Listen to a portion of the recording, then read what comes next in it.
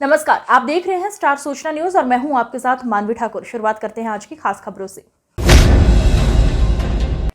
फुलवारी शरीफ में 2 नाबालिग बच्चियों के साथ हुए दुष्कर्म के मामले में अब राष्ट्रीय अनुसूचित जाति आयोग की डॉक्टर अंजू बाला ने इस पर एक नया खुलासा किया है। अंजू बाला ने बताया कि इस मामले में सिर्फ एक नहीं, एक से ज्यादा लोग इसमें संलिप्त थे। उन्होंने ये भी कहा कि सरकार इस पर ठीक से काम नहीं कर रही है। जब आयोग ने इस केस में दखल दी तब आरोपी की गिरफ्तारी हुई। वहीं अंजू बाला ने नीतीश सरकार पर भी हमला बोला है। अंजू बाला ने इस बात की जानकारी आज राजकीय अतिथिशाला में प्रेस कॉन्फ्रेंस करके दी। खिलौना ही नहीं है तो मैंने कहा मैं खिलौना क्या चाहिए आपको, मुझे गुड़िया चाहिए। उसको देख के मेरी आंखों में आंसू आ रहे थे। जिसको अभी खिलौना चाहिए, जिसको अभी गुड़िया चाहिए, उसने इस टाइम में, इस 4 दिन के 5 दिन के उस पीरियड में उस बच्चे ने क्या जिंदगी में जी लिया। क्या हम किस गरज में जा रहे हैं? क्या बिहार स्टेट क्या सोच रही है? क्या बच्चियां सुरक्षित नहीं रह पाएंगी? क्या बच्चियों को यहाँ जीवन जीना ऐसा दुश्वार रहेगा? आप एक बार अपने घर से बाहर निकलिए। यहाँ के मुख्यमंत्री को मैं बोलना चाहती हूँ, जो नीतीश बाबू जी, बातें करने से नहीं होता है, करने से होता है। जाइए, उन परिवार से मिलिए, उनका दर्द जानिए और इस तरीके की घटना ना घटे ऐसा प्रावधान करिए, ऐसा यहाँ पे अपना व्यवस्था बनाइए। और हमने प्रशासन से बोला है कि इसमें बिल्कुल आपको फास्ट ट्रैक कोर्ट में इसको केस में ले जाके तत्काल कार्रवाई करिए और इसमें इनको फांसी की सजा ही होनी चाहिए। ये परिवार की मांग है। परिवार क्योंकि दहशत में है। और कल एक नया खुलासा हमें और सामने आया है। जब मैं उनके पिता से मिली हूँ हॉस्पिटल में जाके, उनके पिता ने डरते सहमते हमें बताया, क्योंकि मैं गांव में गई हूँ, अभी भी लोग बाहर नहीं निकल रहे हैं, सहमे हुए हैं, बच्चियों को लोग बाहर नहीं निकाल रहे। मैंने उनसे पूछा कि क्यों ये पीछे छुप रही है पल्लू में। उन्होंने कहा ये इतने डरे हुए हैं कि उनको दोनों को ले गए, एक को मार दिया, हम भी ले जाएंगे। वो दहशत के माहौल से निकालिए लोगों को। आप मुखिया बनते हैं, उनको समझाइए कि नहीं मैं हूँ, नहीं है तो आपको मुख्यमंत्री रहने के अधिकार नहीं होने चाहिए। क्योंकि इस प्रदेश में सिवाय इसके बलात्कार के और अनुसूचित जाति वर्ग के साथ में जो घटित घटनाएं हो रही हैं ना, वो शर्मसार करने वाली है।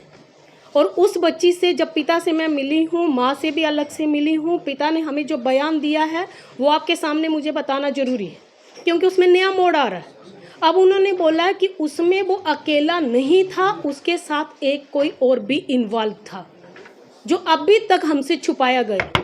जो पिता से हमने कहा है कि आप उसके बारे में कुछ तो हमको क्लू दीजिए, क्या वो बच्ची जान पाएगी। वो उन्होंने ये हमें बताया कि बच्ची उसको कहती है मैं पहचान लूँगी। ये अभी तक हमारे सामने नहीं आया था। ये कल जो पिता का बयान हमारे सामने आया है, पिता ने कहा है क्योंकि वो 2 बच्चियां थी, दोनों तेज थी, वो अगर एक आदमी था तो वो दोनों कैसे हैंडल कर पाया। अगर एक को बांधा था तो वो दूसरी वाली भागी कैसे नहीं। तो फिर उन्होंने बताया कि हाँ वो बच्ची ने, क्योंकि बहुत देर वो बोल नहीं रही थी, लेकिन अब वो जैसे जैसे थोड़ी रिकवर हो रही है, उसने बताया कि एक जब वो बांध रहे थे, दूसरे वाले ने मुझे भगाने के लिए बोला।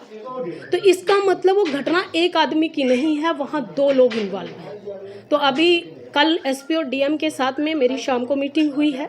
हमने साफ निर्देश दिए हैं और मैं मीडिया के माध्यम से पूरे देश को भी बताना चाहती हूँ कि अगर जो हमारी जो बच्ची है आज जो हॉस्पिटल में है, धीरे धीरे रिकवरी कर रही है, हम प्रार्थना करते हैं वो बच्ची जल्दी ठीक हो जाए। फिजिकली वो ठीक होगी ही और मेंटली भी उसको हम आगे काउंसलिंग करेंगे। वो और जो सेकंड पर्सन है उसको पुलिस जल्दी से जल्दी कार्रवाई करके उसको गिरफ्तार करे, नहीं तो उस बच्ची का जीवन खतरे में रहेगा। क्योंकि जो हमारे सामने आ पा रहा है, आज अगर वो लड़की सिर्फ उसको पहचानती, अगर कल को वो लड़का उसको देख लेगा तो वो पहचान लेगी, वो क्या करेगा। इसीलिए हमें उसको अभी उस बच्ची को अंडर कस्टडी ही रखें और उसको एक जो स्कूल में, घर में ना भेज के उसको हम अभी स्कूल भेजेंगे, उसको अच्छी शिक्षा देंगे, वो भी हमने बोल दिया। लेकिन अभी हमारे साफ निर्देश एसपी डीएम को यही गए हैं, आप इमीडिएटली एक्शन करेंगे और उसको चाहे आप 3rd डिग्री दीजिए, क्योंकि उसने तो अपना गुनाह कबूल कर ही लिया है। और गुनाह कबूल किया है तो अपना वो जो सेकंड उसके पास साथ आदमी था जो उसका साथ दे रहा था, उसका नाम भी उसमें कबूल कराइए, ताकि अपराधी को सज़ा मिले और वो बाहर ना घूमे। सज़ा नहीं मिलेगी तो ये कृत्य बढ़ेंगे और इसमें सख्त से सख्त कार्रवाई होनी चाहिए। ये कमीशन भी निर्देशित कर रहा है और हम अपने उसमें आगे का जो निर्देश देंगे, उसमें अभी मैं दिल्ली से भी एक लेटर जारी करूंगी जो यहाँ सरकार को हम भेजेंगे कि इमीडिएटली उनकी जो एक सिंगल पर्सन जो अभी हमें आ रहा है सामने उसको गिरफ्तार करें और वो कमीशन को अवगत कराएं।